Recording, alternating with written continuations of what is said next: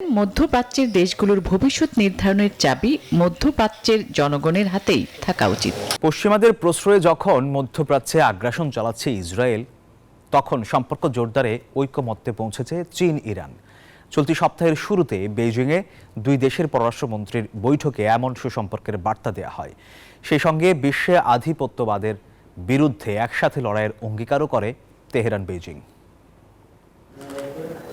মধ্যপ্রাচ্য হচ্ছে অঞ্চলটির জনগণের ভূমি, কোনো বড় দেশের শক্তির রাজনীতির ক্ষেত্র নয়। বেইজিংয়ে চীন ও ইরানের পররাষ্ট্রমন্ত্রীদের বৈঠকে এমন মন্তব্য করেন ওয়াং ই এবং সাইদ আব্বাস আরাকসি। তারা বলেন,